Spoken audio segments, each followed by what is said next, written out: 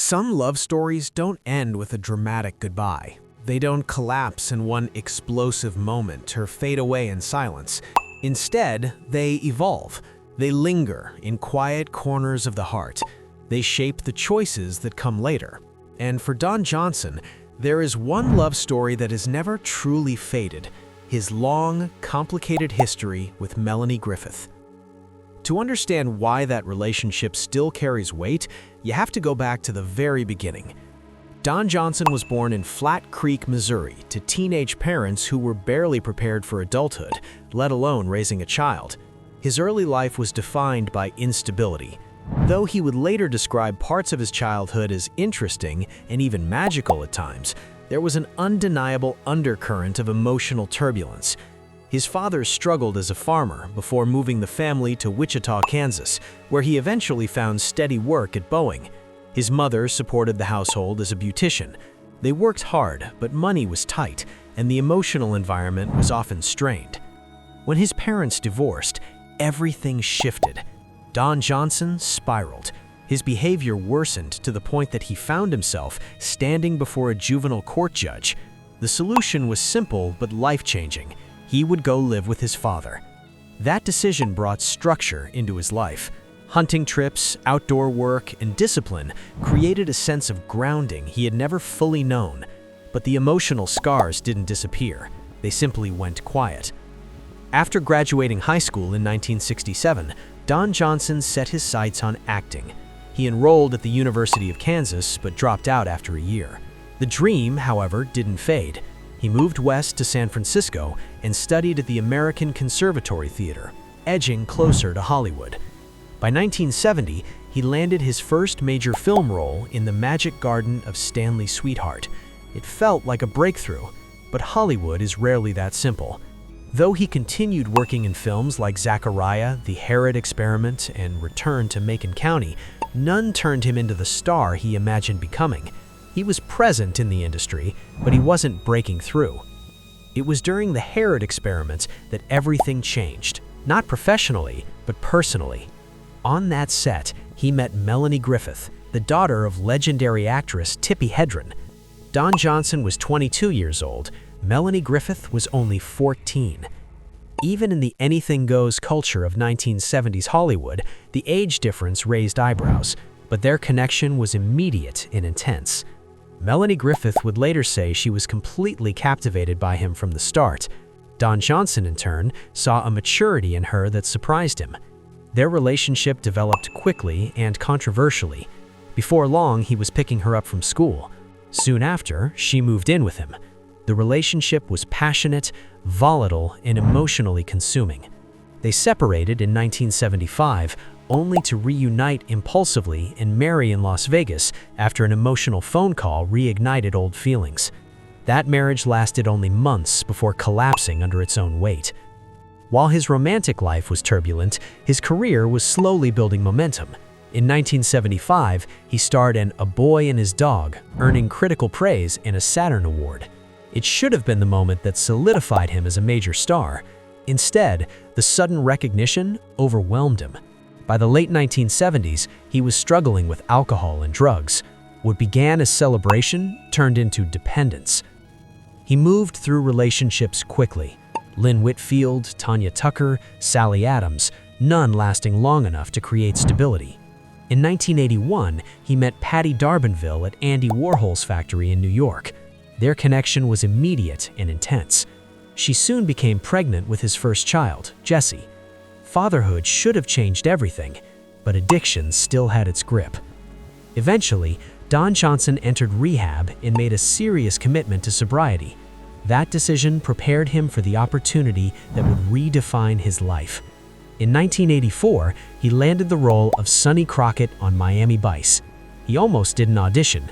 He was sailing in Florida and didn't want to leave, but he went, and that decision transformed him into a global icon. Miami Vice wasn't just another crime drama, it was a cultural movement. The pastel suits, the rolled-up sleeves, the loafers without socks, the permanent stubble. Much of the show's style came directly from Don Johnson's instincts. Sonny Crockett became the embodiment of 1980s cool. Overnight, Johnson was everywhere. At the height of that fame, he met Barbra Streisand at a holiday party. Their relationship quickly became headline news. They were both powerful, both strong-willed, and both accustomed to control. The media labeled them a power couple. Barbra Streisand defended him publicly and encouraged him intellectually, but something unresolved still lingered. While helping Melanie Griffith through rehab, old feelings resurfaced. By then, she had achieved major success with Working Girl, earning critical acclaim and an academic award nomination. But behind the scenes, she was struggling. When her marriage ended, she and Don Johnson decided to try again. In 1989, they married for the second time. This time felt different. They stepped away from Hollywood excess and focused on family life, splitting time between Miami and Aspen. That same year, on October 4th, 1989, their daughter, Dakota Johnson, was born. For a time, life seemed balanced. Both were sober, both were successful. They appeared grounded and hopeful. But fame carries pressure. Don Johnson left Miami Vice at its peak, sensing there was nowhere left to take the character. Yet, separating himself from Sonny Crockett proved difficult. He invested in luxury homes, cars, boats, and even a private jet, trying to fill a quiet emptiness that wealth couldn't solve. Sobriety wavered. Relapses occurred. By the mid-1990s, both he and Melanie Griffith were battling old demons again. Rumors circulated. Tension grew. In 1996, their second marriage officially ended. Yet, something surprising happened after the divorce. The bitterness that often follows high-profile splits never fully formed. Instead, their love evolved into something quieter. In 1999, Don Johnson married Kelly Flager, a schoolteacher outside the Hollywood spotlight. With her, he found stability. They had 3 children together and built a life focused on family rather than fame. He stepped away from excess and embraced a quieter existence. Still, Melanie Griffith remained part of his world. They shared a daughter, they shared decades of history, and they shared survival. As Dakota Johnson rose to international fame with films like 50 Shades of Grey, both parents found themselves in the same rooms again. Premieres, family gatherings, celebrations. They weren't rivals, they weren't estranged. They were connected in a way that only shared history can create.